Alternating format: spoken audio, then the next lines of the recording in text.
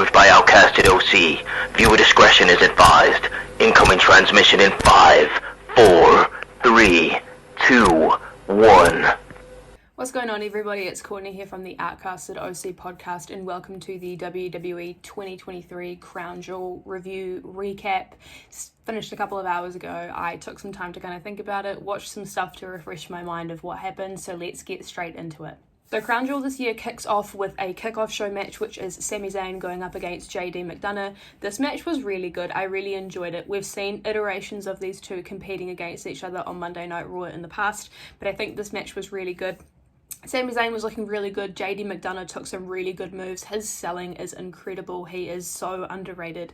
There was a move that was like a monkey flip that he took that looked kind of bad. He got like this massive bruising or like this like canvas burn along his side.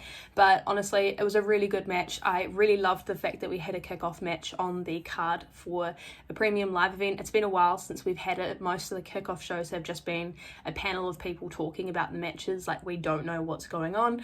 But yeah, Sami Zayn took away the match with a pop-up blue thunderbomb, and honestly, the crowd was insane for Sami Zayn. Like, they were so excited that he was there, and when he won the match, the crowd just went crazy. Then we get into the first match on the Crown Jewel Premium Live Event card, which is for the World Heavyweight Championship. So WWE dropped the news earlier on that WWE World Heavyweight Champion Seth Rollins would be defending his championship against Drew McIntyre first on the card, which I thought was kind of interesting that they announced this. Normally they don't kind of do it, but I think to stop intrigue of what was going to happen, they just decided, hey, let's announce it. So straight away, Drew McIntyre's on the offense, and he is just absolutely obliterating Seth Rollins, doing anything he can to target that back. As we know, that back will always be a problem for Seth Rollins until he steps away to get it fixed. Seth ended up turning the match around and started getting moves in his favour, ended up getting some damage putting on Drew McIntyre. We got to see a future shock DDT come in from Drew McIntyre. There was a moment as well too that was really scary where Drew McIntyre suplexed Seth Rollins onto like the floor outside of the ring, which honestly terrified the crap out of me. There was also another move as well too where Drew McIntyre had Seth Rollins, he was holding him and walked along the side of the ring apron and kind of just dropped him on his back. Oh my goodness, it looked so painful. But Seth managed to turn this match around and ended up hitting a pedigree followed by a stomp to come away with the win. So obviously Drew McIntyre didn't win. He kind of left the ring, and then Seth Rollins was just sitting in the ring kind of recovering. His back was in a lot of pain. Then out of nowhere we hear Damian Priest's music just drop, and everyone was just like, what's going on? He comes out to the ring with his briefcase and a referee, and he like goes up to the timekeeper's area and he's like, I'm going to cash this in, I want to cash this in. Obviously seeing that Seth Rollins is not able to defend himself, only for someone who's like fully dressed in like a black hoodie, black pants, fully covered, to actually dismiss Damian Priest, smash him into the side of the ring, and actually uncover himself to be Sami Zayn. I was like, this is so funny. He ends up taking the briefcase, this is Sami Zayn, and like jumps over the barricade and runs out of the arena, and then Damian Priest ends up following him. So luckily Seth Rollins will hold on to that World Heavyweight Championship for a little bit longer. Unfortunately, Damian Priest didn't officially cash in the Money in the Bank briefcase, but nonetheless this was a really cool way to include that story. I did notice as well too that nobody from Judgment Day came out to help Damian Priest. So whether or not he got clearance from Judgment Day to go ahead and do this, or if he did it himself, or if no one from Judgment Day wanted to help him, that's up for speculation. But I think it's interesting that Damian Priest is trying to make these moves on his own. It's interesting to see where the story is going to go. I'm excited nonetheless. Then we had the women's 5-way match for the WWE Women's World Championship. So we had Nia Jax, Zoe Stark, Shayna Baszler, Raquel Rodriguez all challenging the champion Rhea Ripley. Now everyone kind of got a normal entrance, but Rhea Ripley got this really cool entrance where a whole bunch of men just kind of came out the entrance ramp and stood on the side while she like made her entrance. I thought that was quite cool. It's quite progressive to see the way that things are changing for women in Saudi Arabia.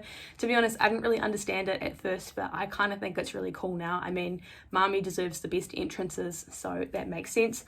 From the very beginning though, everybody is trying to attack Rhea Ripley. They're all trying to target her, but then they end up turning their attention onto Nia Jax. She ends up leaving the ring for a little bit. She's like, deuces, ooses, I'm out of here, like just kind of walks away.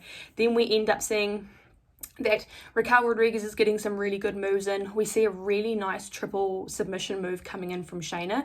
So she's actually got Raquel and Rhea in like a calf crusher, and then we end up seeing Zoe Stark getting caught in the Karafuda clutch as well too, which was super cool to see Shayna Baszler getting a lot of like time in the spotlight. She definitely deserves it. We saw a really nice Z360 coming in from Zoe Stark. She was on fire during this match as well too.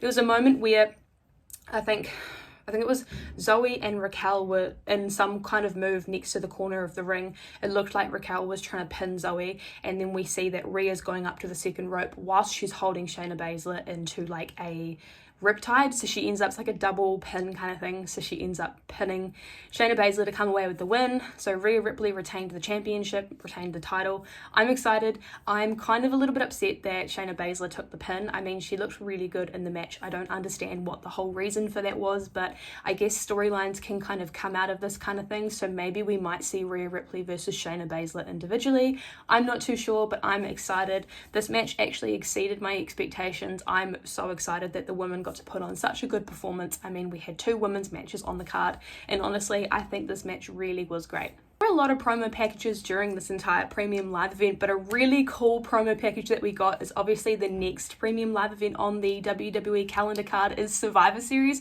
and it's just been confirmed that we are going to get, again for the 2nd year in a row, Survivor Series War Games. You guys have no idea how much I geeked out when I saw this. I am so excited.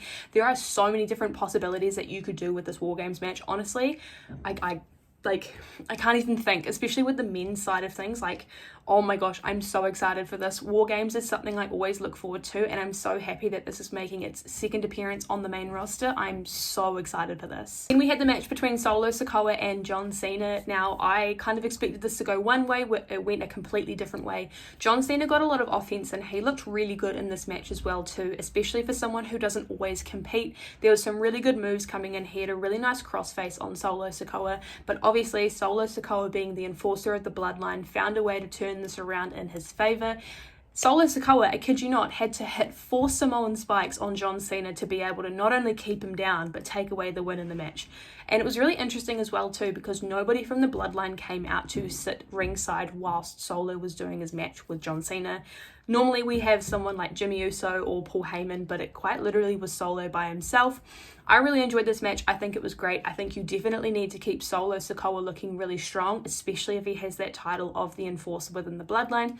He comes out of the ring after his win, and he's kind of staring down at his thumb. It's almost like his thumb was possessed, or someone else was almost in control of his thumb. Maybe like a wee little nod to Umaga or something like that. But he was looking down and he was saying something in a different language, and honestly, I'm so here for it. I'm interested to see where this goes. But what was really sad after this match is John Cena sat in the ring for quite some time. Everybody was cheering for him, and it kind of almost felt like a send-off in a way. I'm getting quite upset talking about it now, but he kind of just sat there and like took it all in. And obviously the way this angle was very much set up was to be like, is he going to retire? Is he not going to retire? We don't actually know. He later ended up tweeting a picture of David Beckham from his last football game that he ever did, which was an infamous picture from his retirement game. So I don't know if that's like a cryptic way of him saying he's done. I don't know. I really hope he's not. I would love to see him at least once in my life. I don't know if we're going to get that, but nonetheless, still a good match. Cena put on a hell of a performance considering he doesn't actually wrestle full-time anymore. So this exceeded my expectations. He then had The Miz come out to set up the Miz TV segment. Now this was kind of unannounced. It came out of nowhere. So he starts talking about the Miz TV and how he's excited to be in Saudi Arabia, and introduces a Saudi Arabian actor. Honestly, I'm just going to write his name here. I'm not even going to try and pronounce it because I know fully well I'll say it wrong. I'll also put his face here too as well so you can see. But he announces this actor to come out and kind of have a spot on the Miz TV. Then they're talking, and out of nowhere Grayson Waller comes out, and he's like, hey, like it's no longer 2008, it's 2023. Why don't we actually have a normal talk show segment? So let's get the Grayson Waller effect set up, let's get this going. So all of the ring crew start bringing in all the stuff for the Grayson Waller effect segments. And the Miz is like, what are you doing? Like, you're hijacking my segment. Like, this is what we're doing. Like, what do you want to do? And then he asks the Saudi Arabian actor, he's like, which TV show do you want to be on? Do you want to be on the Grayson Waller Effect, or do you want to be on Miz TV? And he ends up siding with the Miz, which Grayson Waller's really confused about. There's a scuffle within the ring, and then the Saudi Arabian actor ends up hitting Grayson Waller with a people's elbow. I don't know why that's always the move that people go to in terms of, like, if they're on the Miz TV, there's always the move that they pick. I don't really know. This was a nice wee like halfway segment, but by this time it was like 6 o'clock in the morning for me, or 6:30, and it was very much dragging on. I was kind of like, all right, let's hurry up and get these matches done because I am tired. Then we had the Logan Paul and Rey Mysterio match for the United States Championship. Logan Paul got a really cool like before match like introduction. He was coming out in like a dune buggy. He was actually there earlier in the day, like in the desert, and he ended up driving into the arena for his entrance in this like sand dune bug, which was kind of cool to see. Then we saw Rey Mysterio come out, and I'm not going to lie, this match was actually really good. Their chemistry in the ring together was fantastic. Logan Paul is so incredibly athletic and can easily counter Rey Mysterio's moves. There's some beautiful sequencing coming in where Logan Paul ended up like leapfrogging over Rey Mysterio a couple of times, and Rey was very much like, you look like you've improved since I last wrestled you, which is obvious because Logan Paul, his first match in the WWE was actually a tag match with The Miz going up against the Mysterios back at WrestleMania 38. And he has improved a lot, honestly. I will say that myself. Logan Paul has impressed me so much with the dedication that he has in terms of wanting to become better at wrestling. Anyway, the match goes on like that for quite some time. Logan gets the upper hand quite a bit. Rey obviously tries to counter a lot of his moves. The moment where Logan Paul's down on the side of the ring and someone comes in with a set of brass knuckles and just sits by the ring steps, he passes Logan Paul the set of brass knuckles, which if you don't know, Logan Paul, it's not the first time he's used them. He used them in the match with Ricochet as well too. He tries to use them against Rey Mysterio, but Rey sees them and then they end up falling outside of the ring just down by the barricade. There's also a prime bottle set up, which I'm not too sure if that was set up by somebody for Logan to use or if it was just thrown in from someone in the crowd. Anyway, the guy who gave him the brass knuckles kind of like rolls around the side of the ring and he kind of creeps around, and then he ends up trying to retrieve them again, but then someone puts their foot down and the camera comes up and it's Santos Escobar. Then what we end up seeing is they are kind of like brawling back and forth. Santos Escobar ends up leaving the brass knuckles inside of the ring, which then Logan Paul sees because he's kind of set up along the side of the ring ropes and he's about to get hit with a 619. So he quickly sees them, he grabs them, puts them on, and then gets hit with that 619, ends up coming up and actually ends up punching Rey Mysterio in the face with the brass knuckles, puts him down on the ring mat, hits the 3 count, and Logan Paul is the brand new United States Champion. I can't say I'm mad at this because I'm actually not. I was pleasantly surprised because I think having someone like Logan Paul as the mid-card champion for WWE, not only is it going to be good matches that are going to be forming, but they're also fresh matches, as well as the fact the publicity that will come from him being United States Champion is insane. Rey's sitting on the corner of the ring. He's kind of just contemplating everything. He's really upset because Santos wasn't anywhere to help. Nobody from the LWO helped him. We end up seeing Logan Paul just go to the corner of the ring and say like, I love you, Rey, I respect you, Rey, like I'm sorry, Rey, but Rey's like, you know exactly what you did. So that match kind of finishes with Logan Paul celebrating his win in the middle of the ring. I'm excited to see where the Logan Paul United States Championship reign goes. I think if it's booked right, it's going to be great. After that match, we had the match between Bianca Belair and Io Sky for the Women's Championship. Now, I was pleasantly surprised by this match. It started off really well, it worked really well. Bianca's getting a lot of offense in on Io Sky straight away from the beginning, but during the middle of this match, it very much felt like it dragged on for quite some time. And then we end up seeing Bayley come in and she's starting to help out Io, or at least trying to help out Io. There's a moment as well too where we end up seeing that Bayley's sitting around the corner of the ring and the mess ends up spilling outside of the ring when we see none other than Kairi Sane make her return to help Io Sky. And as soon as I saw that, I literally freaked out. I was so incredibly excited. So there's a moment where Bianca's kind of taken out and the ref ends up getting to like an 8 count. Bianca Belair makes her way back into the ring and then Io ends up hitting her with a moonsault and comes away with the win, so she wins the match. Then we end up seeing Kairi Sane come into the ring and she starts beating down on Bianca Belair as well too. She ends up going up to the top rope and hitting the elbow drop as well too that she does, which is beautiful. We see a moment where Kairi Sane is celebrating Io's win in the middle of the ring and they hug, and we turn the camera to Bayley and Bayley's like, Like, she's confused. It's almost like Io's kind of invited Kairi to help her without running this past Bayley. Honestly, I've seen a lot of people talking about this since it happened and how they're not happy that she came back in Saudi Arabia. It's one of those things where I think the storyline matters more that she comes in now than it does a little bit later. I mean, obviously, Kairi Sane returning and having some form of history with Io Sky definitely helps in the damage control demise story. I know a lot of us have been saying for quite some time that this storyline's getting kind of stale and they need to add some elements to make it good. That's exactly what WWE is doing. I mean, Bayley has history with Kairi because Kairi was the last person that Bayley wrestled before Kairi left the WWE, and obviously Io has a lot of history with Kairi, and so does Asuka. So it's kind of like, this makes a lot of sense, and I just don't understand why people are getting upset about it. I don't know. I feel like no matter what WWE does, I feel like they always will have people that are never happy with the product. So it's kind of like a case of, let's just be excited that women's wrestling is actually getting a chance to improve, considering Kairi Sane is an amazing talent. And I honestly think she's actually going to have so many fresh matchups with people on the division, like in the division. It's going to be great. Then we had the match between Cody Rhodes and Damian Priest. And honestly, I'm going to keep this very short because we have seen very much quite a lot of iterations of this on Monday Night Raw. They actually showed a video package from the tag team match, which quite literally had Damian Priest and Cody Rhodes in the ring at the same time. So I'm not really going to talk much about this match. I'm going to just talk about a few things that happened in it because honestly, I don't really want to repeat myself. It was very much the exact same kind of rinse and repeat from the two of them. But there were moments where it looked like Damian Priest was going to get some assistance from the Judgment Day, only for when Dominic came down with a steel chair for Jey Uso to super kick him and then take the chair.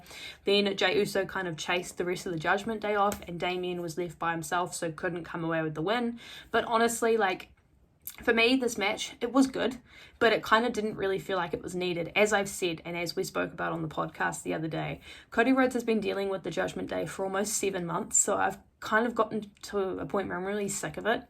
And I have a feeling we're going to be seeing this at Survivor Series as well too, and I'm kind of really sick of just seeing the Judgment Day versus Cody Rhodes. Like, we're at a point where Cody Rhodes is meant to be finishing the story, but he can't because he's stuck in purgatory with the Judgment Day. I'm not going to talk about it for much longer because honestly, I'm just very, very, very over this. Then we had LA Knight taking on Roman Reigns for the WWE Undisputed Championship. Now, Roman Reigns made his appearance with Paul Heyman. He came out with Paul. There was no Jimmy, no Solo, no nothing. We saw LA Knight come out. The crowd went absolutely crazy. And honestly, from the very beginning, this match looks like it's in LA Knight's favor. He's getting a lot of offense and Roman is taking a lot of his moves. Some really good sequencing coming in here. And honestly, this match looked like it was in LA Knight's favor, only for Roman Reigns to go ahead and turn this around, as he always does. It was a really nice move where we ended up seeing what looked like the closing part of this match, where LA Knight hit a BFT on Roman Reigns on the corner of the ring, and I kid you not, the ref counted to 3, but then Jimmy Uso came out and put Roman's foot on the ropes, causing it to break, and I was so heartbroken because I am getting to the stage where I am sick of Roman Reigns as champion. Like, do not get me wrong here. Roman Reigns is a good champion. I am just getting sick and tired of the same predictable finishes because all of Roman's matches are the same. I could have missed this match and told you, oh, I bet you Roman Reigns won that match because they're all predictable. Solo comes out in some way, Jimmy comes out in some way to help out, and it's just like insanely predictable at this point. Like, I get that they want to make him look dominant, but can you guys do some other stuff instead of having this always happen? Anyway, there's a moment where after that happens, LA Knight comes out and Jimmy Uso's like, man, I like you, like, I don't want to do that to you. And then LA Knight ends up putting Jimmy Uso through a table, which then when LA Knight's coming back out, Roman Reigns ends up spearing LA Knight through the barricade as well too. As I say, these are always super predictable moments. Then we see LA Knight get brought back into the ring. He gets hit with a spear and comes away with a loss. Not a win. Roman Reigns won this match. And as I say, like, I don't mind that Roman Reigns is the champion. I'm just getting sick of these predictable finishes. Like, it's the same, I don't want to swear, but it's the same stuff every single time. And I get it. I get why they do it, but it's just like, come on. Like, as I said, I could have missed this match and not really missed anything because it finishes the same way. It's the same Roman Reigns match we always get to see. The challenger getting a lot of offense in and then Roman Reigns turning it around. Bloodline coming and helping. Roman coming with the win, you know. Just really disappointing. So I'm kind of happy in some sense that LA Knight was somewhat protected in this loss because obviously it took someone else coming and helping, but at the same time, like, I just really don't want LA Knight to lose any of his momentum. And with that being said, that wraps up the Crown Jewel recap for 2023. What do you guys think of the matches? What do you think of your predictions? Were any of them right? How do you feel about the premium live event overall? Because to be honest, a lot of matches had a really big fight feel for me, but there were a lot of outcomes where I was kind of like, oh, especially the Roman Reigns match, but I guess that's somewhat predictable at this point. He's going to stay champion for a long time. But anyway, if you guys stuck around till the very end of the video, thank you so much for watching. Make sure you go ahead, like, comment, and subscribe to the channel. That helps us out a lot when it comes to pushing our content out for you guys. There will be a AEW review coming in the next couple of days, obviously followed by our normal weekly schedule of a Raw, NXT, AEW, and SmackDown review, as well as a podcast next week. So if you don't want to miss out on any of that, make sure you go ahead and subscribe to the channel, click the bell notifications, and also go ahead and follow our personal social medias, which are linked down below. You will find the Outcasted Instagram there too, which you can keep up to date when we've posted new reviews, and a podcast will be coming to the channel. Thank you guys so much for watching, and I'll see you guys in the Raw review this week. Have a great day, guys.